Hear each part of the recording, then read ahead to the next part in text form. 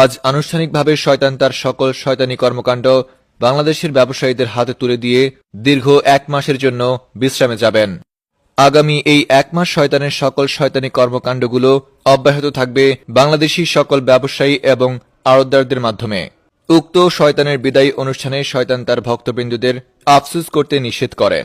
শয়তান বলেন, তোরা আমার জন্য আফসোস করবি না, বাংলাদেশের আড়তদার এবং ব্যবসায়ীরা আমার থেকেও বড় শয়তান। এছাড়াও এই অনুষ্ঠানে শয়তান আরো বলেন, শয়তান নাকি মাঝে মাঝে বাংলাদেশি ব্যবসায়ী এবং আড়তদারদেরকে দেখে দেখে শয়তান নাকি শয়তানি শিখে। এছাড়াও এই অনুষ্ঠানে শয়তান আরো বলেন, শয়তান নাকি বাংলাদেশি আড়তদার এবং ব্যবসায়ীদের দেখে ডিপ্রেশনে চলে যায়, কারণ মাঝে মাঝে শয়তানের চেয়েও বেশি শয়তানি করে বেড়ায় ব্যবসায়ী এবং আড়তদাররা। উক্ত শয়তানের বিদায়ী অনুষ্ঠানে ব্যবসায়ীরা শয়তানকে আশ্বস্ত করে বলে, আপনি যাওয়ার পরে অবশ্যই আপনার জায়গাটা আমরা সফলভাবেই পূরণ করব। তারা বলেন, ইতিমধ্যেই তারা তাদের শয়তানি কর্মকাণ্ড চালু করে দিয়েছে।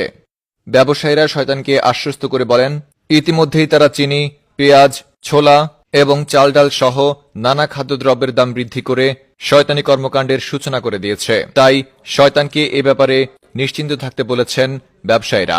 বিস্তারিত দেখুন রিপোর্টার ইবলিশ শয়তানের রিপোর্টে। আজ প্রথম রমজান। আজকে আল্লাহ রাব্বুল আলামিন শয়তানকে বন্দী করে ফেলবেন। কিন্তু শয়তানকে বন্দী করে ফেললে পুরো রমজান মাস শয়তানি করবে কে? সেই কথা বিবেচনা করে শয়তানের ভক্তবৃন্দ আজকের এই দিনে শয়তানের বিদায়ী অনুষ্ঠানের একটা আয়োজন করেন এবং শয়তানের এই বিদায়ী অনুষ্ঠানে শয়তানের পরিবর্তে কে শয়তানি করবে সে বিষয়ে একটা সিদ্ধান্ত গ্রহণ করা হয়েছে।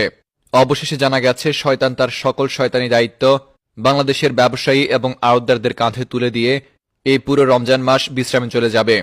তবে এই অনুষ্ঠানে শয়তানের বিদায় বেলায় শয়তানের কিছু ভক্ত শয়তানের জন্য কান্নাকাটি শুরু করে দেয় এবং শয়তানের জন্য আফসোস শুরু করে দেয়। সে সময় শয়তান তাদেরকে আফসোস করতে মানা করে এবং তাদেরকে বলে, তোমরা আফসোস করো না, আমার পরিবর্তে যাকে স্থলাভিষিক্ত শয়তান নিযুক্ত করা হয়েছে সে আমার থেকেও বড় শয়তান। সেই অনুষ্ঠানে শয়তান এটাও বলেছে যে শয়তান নাকি বাংলাদেশের ব্যবসায়ীদের কাছ থেকে অনেক সময় শয়তানি শেখে। তখন শয়তান এটাও বলেছে যে শয়তান নাকি মাঝে মাঝে বাংলাদেশের ব্যবসায়ী এবং আড়তদারদেরকে দেখে ডিপ্রেশনে চলে যায়, কেননা বাংলাদেশের ব্যবসায়ীরা এত এত শয়তানি করে যে তাদের দেখে শয়তান মাঝে মাঝে নিজের উপর কনফিউজ হয়ে যায় এবং কনফিউজ হয়ে নিজেকে নিজে জিজ্ঞেস করে কি আসল ইবলিস। এদিকে শয়তানের বিদায়ী অনুষ্ঠানে শয়তানকে আশ্বস্ত করে ব্যবসায়ীরা বলে, শয়তান আপনি মন খারাপ করবেন না, আপনার স্থলাভিষিক্ত আমরা যার হাতে এই শয়তানি দায়িত্ব তুলে দিয়েছি তারা সঠিকভাবে আপনার দায়িত্ব পালন করবে। এমনও হতে পারে তারা কদিন পরে আপনার থেকে বেশি শয়তানি করে আপনার উপর টিক্কা দিয়ে বসবে। এদিকে ব্যবসায়ীরা সেই অনুষ্ঠানে শয়তানকে আশ্বস্ত করে বলে, শয়তান তুমি কোনো চিন্তা করবা না, আমরা ইতিমধ্যে আমাদের কর্মসূচি শুরু করে দিয়েছি। আমরা ইতিমধ্যে রমজানের আগে মধ্যবিত্তের নাগালের বাইরে নিয়ে গেছি খাদ্যদ্রব্য। ইতিমধ্যে আমরা চাল ডাল পেঁয়াজ এবং ভেষণ সহ চিনি এবং আরও যত খাদ্যদ্রব্য আছে সবকিছুর দাম দ্বিগুণ করে ফেলেছি।